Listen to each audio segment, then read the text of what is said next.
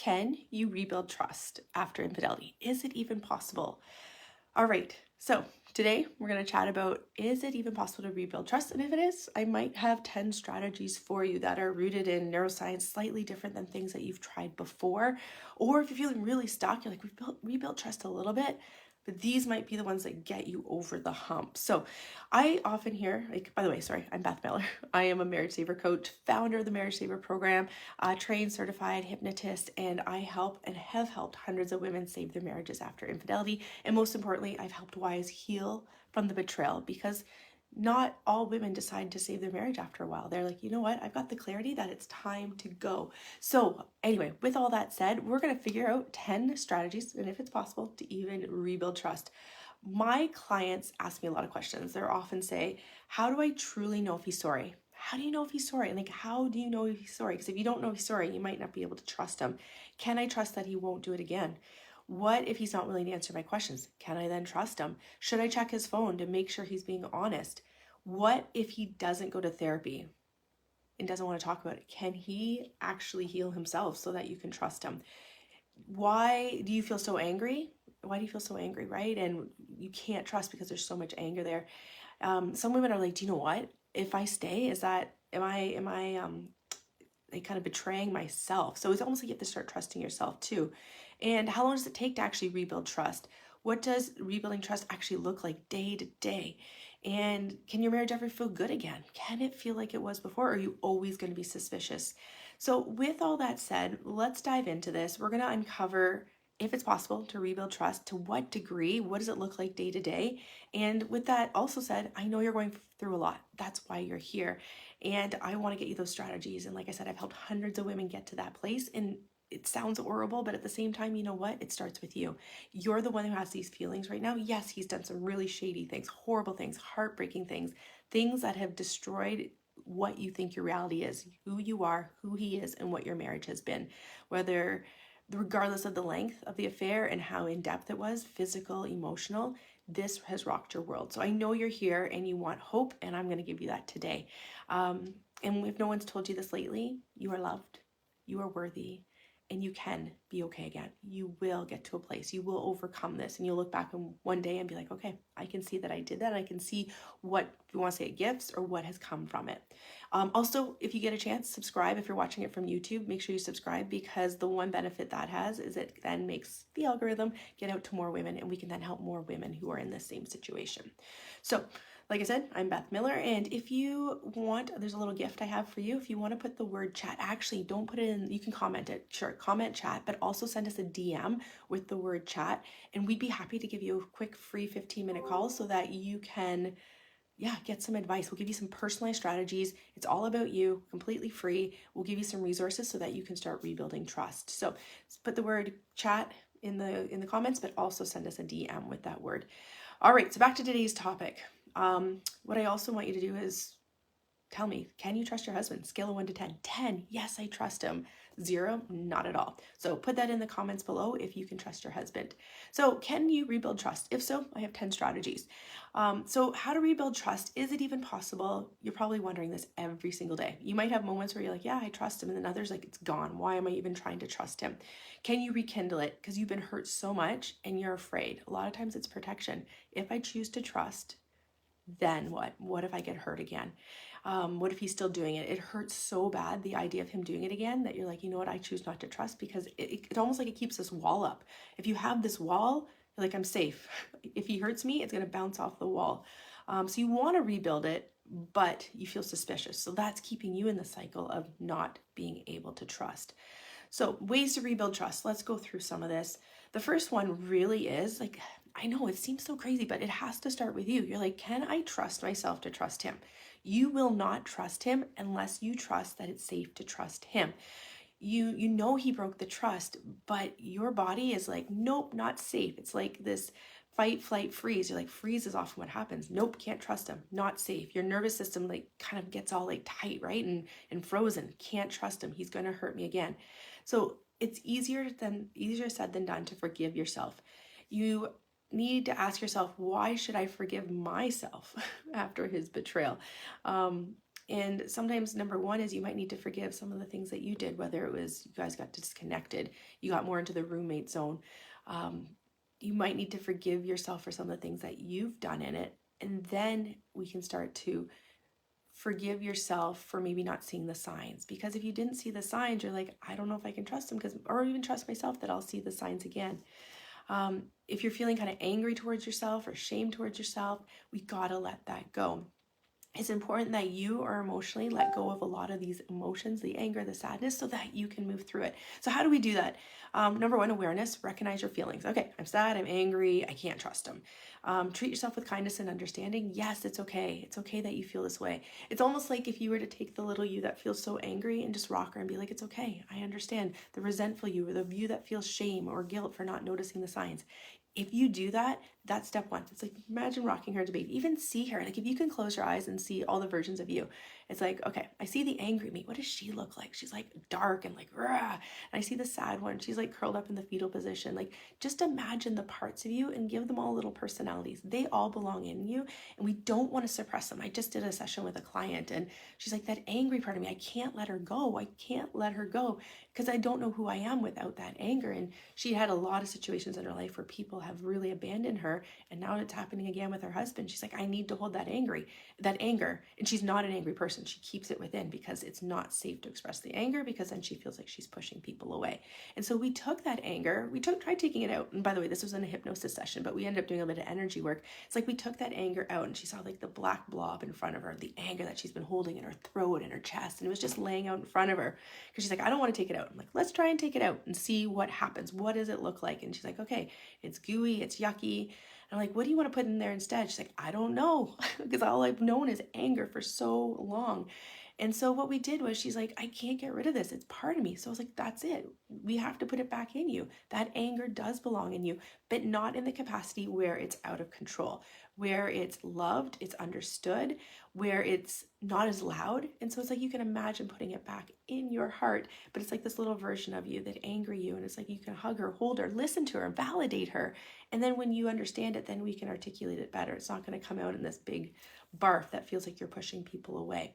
So you need to focus on the present, having that awareness of why you can't trust. What is the emotion that's driving it? Is it anger? Is it sadness? Because we have this belief system, these beliefs of I can't trust him, and then we have all this proof. I can't trust him because I'm the one who had to discover the affair. I can't trust him because he's still talking to her. I can't trust because he still works with her. You have all these beliefs around why you can't trust him, and then those create all those thoughts, the brain, and those thoughts then activate the neurochemicals, neurotransmitters in our body. And often it comes to cortisol, stress, it comes to adrenaline. It comes with all these neurochemicals that we don't like, that create that stew of emotions within our body. So we have to recognize what's going on there, and then we want to change the beliefs. And if the belief is, I'm not safe to trust him, we need to decide what is safe. You kind of have to pick one side. You can't be on both sides. You can't be like, I'm not going to trust, I'm going to trust, because that keeps you on the roller coaster of infidelity. Not infidelity, but of like the pain of the infidelity. So we got to release the hurt. Step 2, we got to start releasing the hurt. You got to make the decision. I'm going to choose to trust myself that it's safe. I will be okay. When we're doing this work, a lot of time it comes down to self-worth as well. Like, and the women I work with, like, you're shattered a lot of times. You're like, my sense of self, like who I am, I used to be this confident, successful woman, and now I can't even focus at work. I don't know who I am. I'm comparing myself, even though I know she's not as good as me, but I'm comparing myself. So we got to get your worth in place. So I'm backtracking a little bit. So in order to trust yourself, we need a primal belief of I will be okay. So back to those beliefs that we have, those clouds of I can't trust because I'm going to get hurt. We need that belief of I'm okay. I will be okay regardless of if this happens. I can choose to trust myself because I know I'll be okay. And even if I worry about financial situations, will I be okay? You know what? You need to trust that I will be okay. I can surrender this, especially women that are really like religious, connected to God, or have a higher power that they believe in, or another religion. When you have someone that you can surrender this to, you don't feel so alone. And alone is a physical state of not having someone with you. So it's probably more like you're not lonely. Lonely is a lack of connection. You have that lack of connection with your husband, so you might feel lonely. But then when you have a connection with, say, God or another higher power, you don't feel so alone. You feel like you're supported, like you're being guided. So it's very important that you can decide to, yes, I want to surrender this. I want to know that I will be taken care of. I am okay. I am worthy. I deserve to be loved. I deserve to be treated with respect. If he breaks trust again, I know I'll be okay. So we want to rewire that belief. From there, we want to release a lot of the hurt and pain. So when your husband has cheated or lied, it's normal to feel angry. Totally normal, right? But if you hold on to those feelings, like I said, the client I worked with, she had it all in her chest, just this darkness, this heaviness. And then we started to chip away at it. So we started to reprogram the beliefs of my anger is okay. I love my anger. Like it's okay. I support it. I don't abandon my anger. It has a place, but it has to be smaller. It is safe to feel angry. I'm okay with this anger. I know it belongs there. I get curious with my anger. I ask it why it's there. And we really start to embrace the anger so that we can manage it so much more so it doesn't unleash and become this horrible, horrible thing. So we got to release that anger. But because if you hold on to it for too long, it's going to chip away at who you are. Because you're like, I'm not this angry, what feels like a psycho person that's always wanting to check everything. Is obsessive about the text messages and obsessive about where he is and what he's doing and wanting to check everything. Because it chips away at who you are, which then also chips away at your relationship.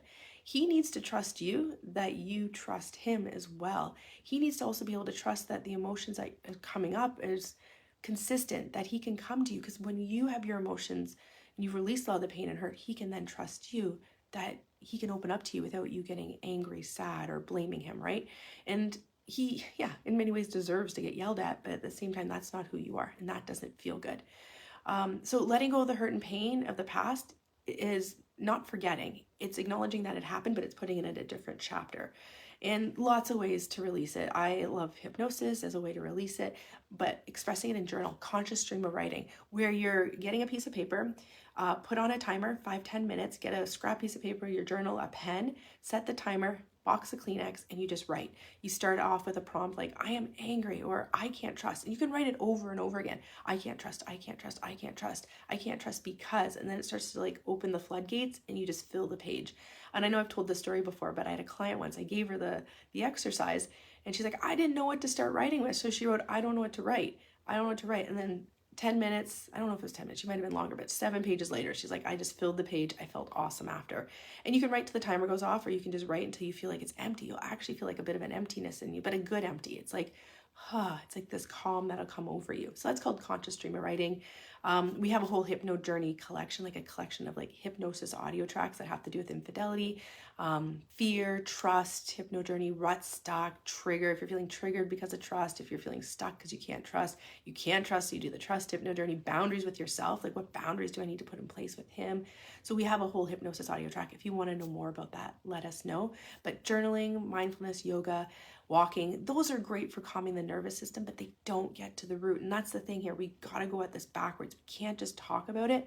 We have to get to the belief. Because if we get to the belief, like I can't trust because it's not safe, then, or I can't trust myself that I can trust him, nothing's going to change because you have that belief. It takes you a long time to look in the mirror every day and say, I choose to trust, I choose to trust, I choose to trust.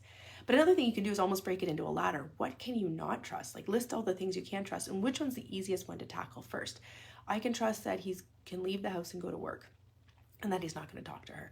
Or I can trust that he is trying. Maybe that's an easy one. I can trust that he's trying. I can see he's making changes. I can see that we're communicating better. I trust that we're communicating better. So make a list of everything you can trust, what you're not trusting, and then you can almost put it in an order as to this is the order in which I want to try to regain trust. But if we keep looking in the mirror and saying, I'm going to trust, it takes a long time because you're making trust so big. But really, it's like you need to start to put the pieces together. If it's a trust puzzle, what are all the pieces that we need so that you have the full ability to trust? And the question is, will you ever be able to trust? Well, a good thing is I use consistency plus time equals trust. But it has to start with you acknowledging, I will trust, I choose to release the emotions, the hurt, and the pain. And then you can start to put the puzzle pieces together. Step 3, you gotta identify the triggers. They're coming at you, and triggers are gifts. They have a message behind them. A trigger is an activated emotion that's often screaming, I can't trust because. And is it because, number 1, there's inner work that needs to be done, like those beliefs that need to change within your head? Or is it because a boundary keeps getting crossed? So often when we start this work, there's a lot of pain, a lot of hurt that we have to process. The memories, the images that are creating that lack of trust, which is why subconscious work, the hypnosis work really helps. Or it's a boundary. Like I've done all the inner work. I've seen my therapist. I'm feeling really good, but he keeps crossing my boundary. And so that's when we have to explore boundaries and not just like the limiting beliefs and the pain that he's caused you, the trauma, the betrayal trauma. So it's kind of like work on the betrayal trauma, but if you're still being triggered, I'm like, okay, is this a boundary? I've articulated my boundary. He keeps crossing my boundary. I'm not changing my boundary. I'm communicating it, I'm not apologizing for it, but he keeps crossing it. And then we have to make the decision what to do. Are you enforcing the consequence? What is the consequence? Is it I'm done? Any contact with her, I'm done. Is that what the consequence is? And are you sticking to it? So yeah, we have identifying your triggers is number 4 is, yeah, that's that really like if he's broken trust, it's like I choose to trust again. So once you've identified the triggers, release the hurt, then you can commit to trusting him. Like you're choosing to trust yourself. You've identified the emotions. You've released a lot of the pain. You're identifying the triggers, but I choose to trust him. So once you've had time to reflect and process, it becomes easier to remember why you married him in the first place. As long as you think your marriage is worth fighting for, you love your best friend, you love the history that you have together, then you can make that decision. I choose to trust. And like I said, trust equals time, like consistency. So then we have to be consistent. Another thing that can really help is consistent behavior. Seeing it in him, but also with you, because that'll help him trust you. Remember, it's kind of two-way. It's not you just trusting him. He has to trust you that you're going to be consistent with your responses. And that's what really helps with doing that subconscious work to release the beliefs, the pain, the trauma, the images, the thoughts that are creeping in. Like, what did they do together? Did he love her more? Does he actually love me? He says he loves me. Is he just staying because it's easy? What are those beliefs? So be consistent and yeah, make a plan. How are you going to react next time? How do you see your true self? Like, is she calm? Is she peaceful? Is she empowered? How does she stand? Like, picture your true self and how does she communicate with your husband from this place of consistency? She's kind, she's loving, but at the same time, does she have this badass, like, this is what I need? But it's loving and it's coming from a true voice. It's not coming from anger, resentment. It's not coming from that because that's not who you are. And often that doesn't make you feel good. But you hold that anger, you hold that resentment because it's powerful. It's like if I remind him that this is how I feel, he can't forget. And he needs to experience as much pain as I've experienced. But is that truly yourself? And that is often that wall that we have to let down. I choose to trust myself that I don't need to be angry at him and that it's safe, that he doesn't need these reminders. Let go of any judgment. So it's not productive to judge yourself or judge him. We got to let go of that. So consider recognizing your judgment. What are you judging about him? Also, what are you, what thoughts do you need to reframe? Do you need to practice empathy towards him, towards yourself? Number 7, keep an open mind when you're listening to your husband. I love curiosity. So to build this up, like, tell me more. That's really interesting. Scale of 1 to 10, what are your thoughts on this? So it's really good to use open-ended questions, scale of 1 to 10, like a Likert scale. Tell me more, tell me more. Repeat back what he said and say, so yeah, you feel like it was, like the reason you did it was because you just made a stupid choice. Tell me more. So you repeat back what he said and tell me more. So keeping an open mind, being present, empathetic, all those communication things. I feel statements. 8, you want to feel, express how you feel without being hurtful. I feel this way. I feel this way, and this is what I need. And it's very calm like that. I feel this way, and this is what I need. Is that something you can give me? If you can't give that to me now, is it something we can work towards? So you can say we statements or I statements, but not the you statements. Communicate your expectations, which is just part of that, is number 9. And 10, you got to feel good about yourself and seek out help if you need it. And celebrate your progress. That's in there as well. Talk to a marriage coach, a therapist, but get some secondhand like advice if you need it. Book a call with us. Send us the word chat. You can DM it to us. You can put it in like the chat, but I would send it to us in a DM and we can get you some free strategies. We have guides upon guides of how to trust, how to do that neural subconscious work of like rewiring your brain. If we scanned your brain today versus scanning it in 12 weeks, it'll light up differently because you don't have the same beliefs that are firing the distrust. All right, with that said, if anyone hasn't told you lately, you are worthy, you are enough, you are loved, and you deserve to move through this. And you can do this. And there's ways to do this faster versus years. Clients come to me after 5 years and they're still in pain. They've done a lot of work, but they're still stuck on some certain images, certain ruminating thoughts. And that's when we have it's not magic, it's rooted in science, how to really get you relaxed into a theta brainwave state where you're awake. You can consciously know what's going on, but subconsciously we're pulling forth those memories and we're letting them go. It's like golden scissors and we're cutting them. Filing in the book, they're in an old chapter. They're not influencing today. Anyway, thank you everyone, and we will chat again soon. Bye.